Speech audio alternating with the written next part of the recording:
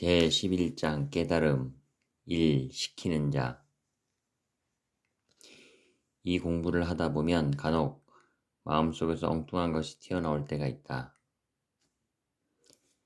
내가 부처다 할 때도 있고 무슨 귀신 단지같이 비치는 수도 있고 한 번도 생각해 본 일조차 없는 괴상한 일이나 말이 들려올 때도 있다. 그것은 내가 아직 모르니까 가르치려고 그러는 것이지 괴롭히고자 함이 아니다. 그러나 그것을 둘러보고 놀라거나 괴로워한다면 넘어서질 못한다. 하나도 채가 없는 것이거늘 둘러본다면 말이 되겠는가? 절대로 둘러보아서는 아니 된다. 그런 일들은 마치 파도가 쳐서 물방울이 인 것에 불과해서 가라앉으면 그냥 한물인 것이니 나오는 데다 밀어 놓으면 그뿐이다. 처음 배우는 과정에서는 나오는 대로 그냥 따라해서는 안 된다. 나오는 대로 그냥 말을 내뱉어서도 안 된다. 마지막으로 굴려서 점검할 줄 알아야 한다. 그것은 싹이 나오는 것이지만 아직은 밖으로 삐져나올 단계가 아니므로 안으로 굴려 먼저 내 마음에서 개합이 되어야 한다. 처음 공부하는 단계에서는 내면의 소리가 볼썽사나운 일을 하라고 하는 경우가 있다. 그러할 때에 몸뚱이를 인형 놀리듯 하지 말고 마음으로 돌려놓을 줄 알아야 한다. 안에서 나오는 대로 행동한다면 정신세계가 끄달려 사는 것이니 마치 그 이전 물질세계에 끄달려 사는 것과 같다. 고로 중도를 잃지 말아야 한다. 시키는 자와 하는 자가 둘이 아니다. 하는 나 말고 시키는 나가 따로 있어 그것이 참나라고 한다거나 주인공이라고 하여서는 안 된다. 공부하는 중에 어느 때 호련히 이렇게 하라 저렇게 하라 하는 경우가 있는데 이는 자기가 자기를 시험하는 것이니 스스로 점검하여 돌릴 줄 알아야 한다. 예를 들어 생활 중에 우리가 배고프면 먹고 배부르면 안 먹고 하는데 고파도 먹지 마라, 불러도 먹어라 하는 경우가 있다. 그러나 배불러서 안 먹는다 하는 것도 나요. 배불러도 먹어라 하는 것 역시 나이니 내 현재 마음과 둘 아니게 돌려 여여하게 하나로 딱 맞춰 놓을 줄 알아야 한다. 그래야 아비가 자식을 알아보고 자식이 아비를 알아서 아비와 자식이 둘 아니게 된다. 기도나 좌선 중에 또는 꿈속에서 해와 달이 환히 비추었다든지 흰새가 나타났다든지 하는 것은 다 자기 성품 속에서 나오는 것이다. 앞으로 정진을 거듭하면 밝아질 수 있음을 예고하는 것이니 거기에도 걸리지 말고 계속 나아가야 한다.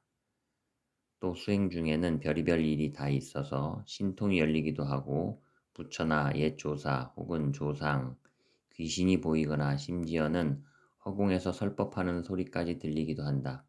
이때 그 모든 것을 다 다시 놓아야 한다.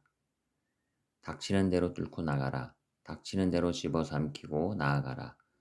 작은 것이 오면 작은 대로, 큰 것이 오면 큰 대로, 부처가 오면 부처를, 마가 오면 마를, 물 마시고 그릇 내려놓듯이 닥치는 대로 마셔버려라. 작다 크다 옳다 그르다 부처다 마군이다 하는 분별까지도 모두 먹어치워라. 그것이 바른 길이다. 2. 계단 없는 공부. 굳은 신심을 지닌 수행자라면 마음 공부에 단계라는 것은 없다. 평등한 진리이기 때문에 계단이 없다. 그러나 계단이 없는 반면에 또 계단은 엄연히 있다. 그것을 게으르지 않게 밟고 가야 한다. 비유하자면 나를 발견하는 단계는 물이 얕다 할 수 있고 둘 아닌 도리를 안 단계는 물이 좀 깊다 할 수 있고 나툼까지 통한 단계는 깊은 물에 용이 뛰논다 할 수 있다. 얕은 물에는 아직 송사리밖에는 뛰놀 수가 없다. 너와 내가 있는 데서 너와 내가 없는 데로 들어가 무심도를 깨쳐 다시금 너와 내가 있는 데로 다시 나오는 것이 이 공부이다. 남들은 보인다는데, 남들은 듣는다는데, 안다는데 나는 이래서 되겠는가 하는 생각, 혹은 보이고 들린다 해서 공부가 되었지 하는 달콤한 생각, 그 모두를 놓아야 한다. 보기만 해도 쓸데없고 듣기만 해도 쓸데없다. 내 마음 개발되면 유유히 스스로 먹고 먹게 하고 영원토록 마음의 빛과 향기를 주고 받을 수 있으니 말없는 가운데 맛을 보고 말없는 가운데 도리를 알게 된다. 손을 닦으면 맨 먼저 편안함이 온다. 그러나 편안해졌다고 거기에 머무르면 안 된다. 그 다음부터 참 공부를 시작해야 한다. 그러나 선이라는 것은 빨리 해야지 급하다 해서 되는 것이 아니다. 내가 한다는 생각조차 할 줄 모르는 중에 하는 것이다. 이 도리를 조금 알았다 해도 계속해서 적응해보고 탐구해보게 되는데 그러다 보면 자기 자신도 없다는 결론에 이르게 된다. 진짜 부처라면 고정되어 있지 않은 게 부처이다. 그런데 어떻게 내가 안다 하고 내가 부처다 이만하면 되었다라고 할 단계가 있겠는가? 부처란 대자유인이다. 염주를 쥐고 돌린다 해서 염주를 돌리는 게 아니다. 보이지 않고 쥘 수 없는 염주를 쥐고 굴릴 줄 알아야 진실로 염주를 돌린다 할 수 있다. 오신통만으로는 도가 되지 못한다. 나 아닌 나, 모두의 아픔을 함께하는 나가 되었을 때, 진정으로 우리 함께가 되었을 때 비로소 도라 할 수 있다. 거기엔 이유가 없다. 겉눈이 아니라 속눈으로 보라. 그러다 속눈까지도 사라지는 때가 온다. 그때는 각성 자체로 보게 된다. 각성은 우주 자체이다. 그러므로 그때는 삼라만상이 다 그대로 깨달음이다. 거기엔 지옥도 없고 극락도 없고 삶도 죽음도 없다. 어머니 뱃속 문을 열고 자기 육신의 문을 열고 보니 또 지구의 문을 열어야 하고 우주의 문을 열어야 한다. 문 없는 문이 이렇게 많으니 우주 전체의 나툼을 알아야 한다. 모든 것을 무조건 하고 주인공에 놓다 보면 나를 발견하기에 이르니 이는 내가 죽어 나를 보는 것이다. 그러나 여기에서 또다시 크게 죽지 않으면 안 된다.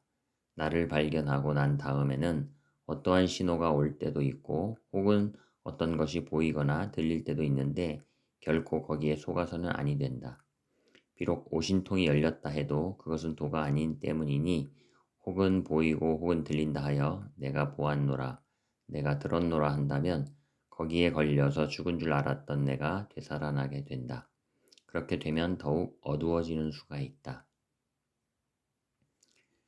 손 없는 손, 발 없는 발, 눈 없는 눈, 몸 없는 몸, 길 없는 길이 되어야 비로소 만법에 활보할 수 있게 된다. 3. 깨달음이란 깨닫는다는 것은 중생인 나를 버리고 따로 부처인 나를 찾는다는 뜻이 아니다. 내가 곧 부처이니 버릴 나도 찾을 나도 없다. 다만 미망을 여임으로써 내가 부처임을, 내가 본래로 나임을 아는 것뿐이다. 그렇게 깨닫고 보면 내가 바로 나 자신이 되기 위해 얼마나 애를 썼던가 하고 웃음을 터뜨리게 될 것이다. 그러나 그것은 허무의 웃음이 아니다. 자유롭고 평화스러운 웃음이다.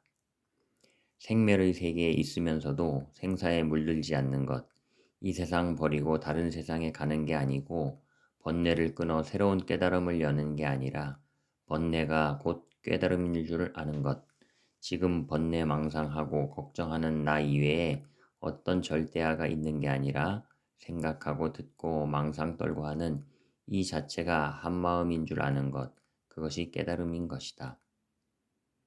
닥쳐오는 모든 고난과 질병, 이득과 찬사, 모든 연계성, 유전성의 일들을 수행의 재료로 삼아 놓고 맡기면서 하나씩 체험을 해 나가다 보면 호련히 밝아지게 된다.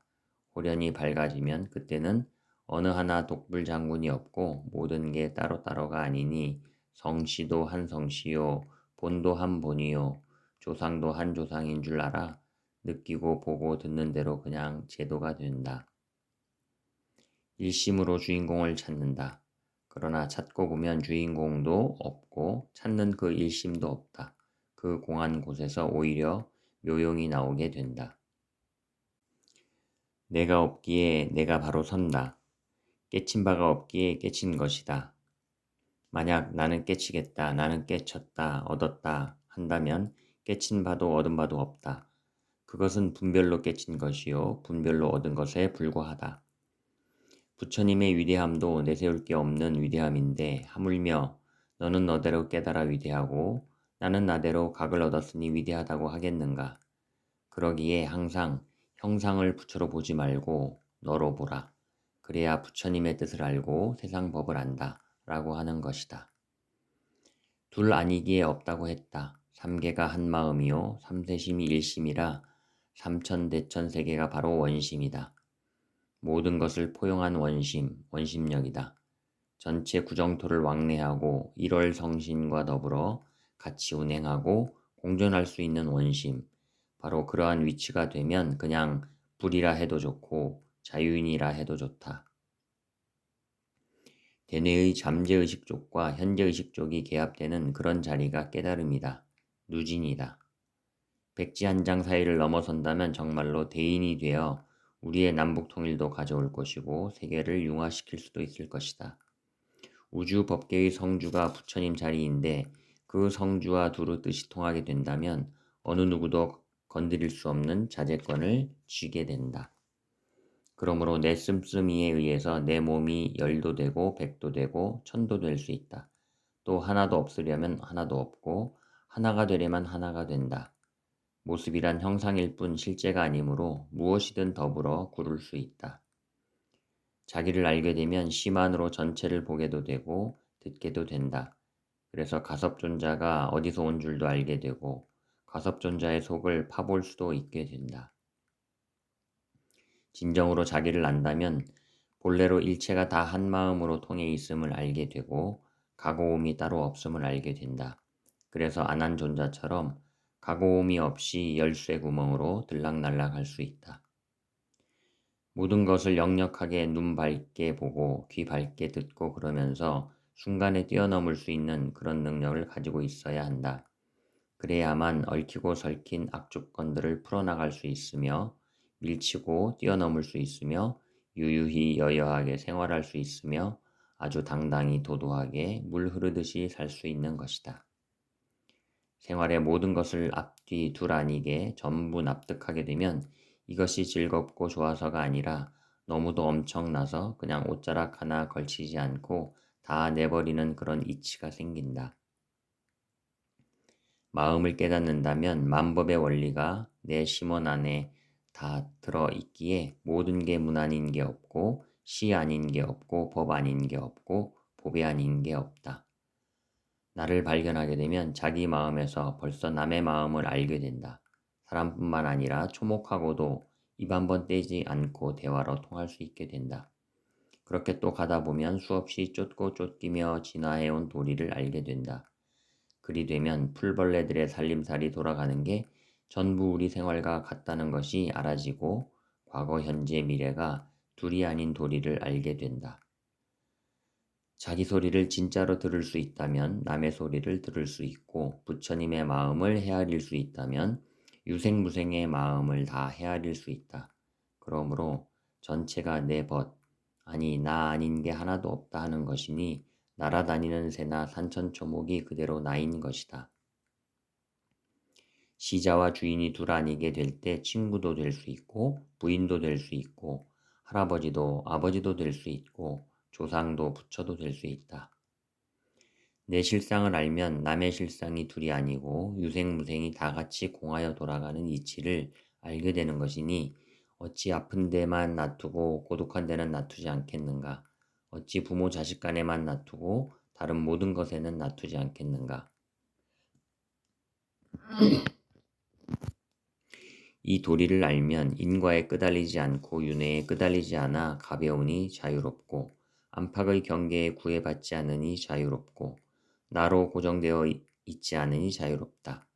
어느 때는 의사가 되고 간호원도 되고 어느 때는 판검사 변호사로도 되고 어느 때는 대통령도 되었다가 농부도 되었다가 하고 어느 때는 술 따르는 여인도 되고 그러는 등 변하지 않으면서 그렇게 할 수도 있다.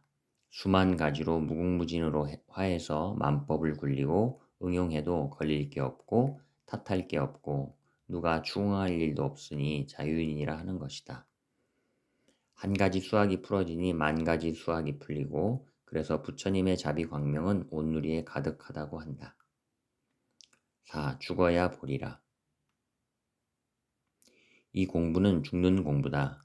중생인 내가 죽어 사라져야 부처가 산다.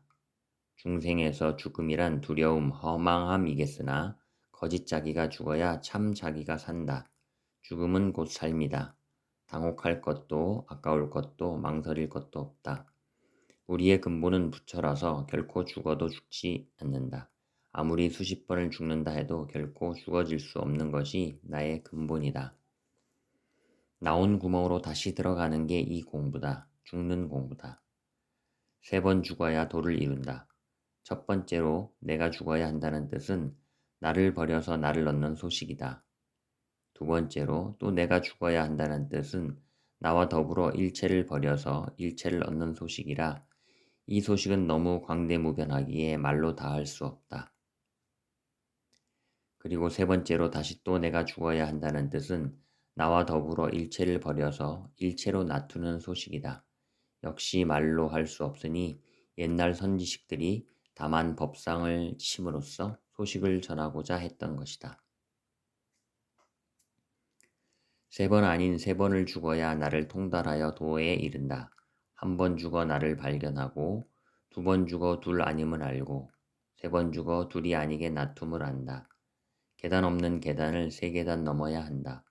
먼저 모든 경계를 마음의 근본 자리로 돌려놓고 그게 되면 자심을 무심으로 돌려놓고 그럼으로써 무심조차 녹아져 공에 이르는 것이다. 그러나 차원은 달라도 길은 하나이니 마음 안으로 향하는 것, 둘러보지 않고 일체를 나로 보는 것, 그리고 그것까지 놓아 나가는 것이다. 10번 죽으면 어떠한가? 몸으로 죽으라는 게 아니라 마음으로 죽으라는 것이니 죽으면 오히려 산다. 육신이 건강해지고 사는 도리가 절로 열린다. 그러기에 타력에 의지하지 말고 내 마음의 도리를 배우라는 것이다. 그래야 공덕이 있다. 이 공부는 희생의 공부가 아니라 완성의 공부이다. 죽어야 너를 보리라 할 때는 죽는 작업은 희생의 작업이 아니라 완성을 향한 발걸음이다. 마음속에 마음 내기 이전의 마음, 즉 참마음을 깨달아야 참 공부로 들어가는 것이다. 고로 먼저 내 마음속에 갇혀있는 내 마음을 벗어나게 하라. 그러기 위해서는 내 마음을 가둬놓고 있는 그 마음을 놓아야 한다. 자신으로부터 벗어나 자신으로 돌아가라. 생각나기 이전을 믿고 가다가 그것을 깨치면 그때를 이름하여 견성이라 한다. 견성한 후에 나와 전체가 같이 돌아간다는 대공의 이치를 알아 행할 수 있다면 그때를 성불이라고 한다. 거기서 다시 계단 없는 계단을 올라가 나를 세울 게 없는 줄 확철이 알아 그대로 나툼으로 돌아가면 그때를 열반이라 한다. 불교의 가르침은 살아서 구경의 이름을 제시하고 있다. 살아서 부활하라는 것이다.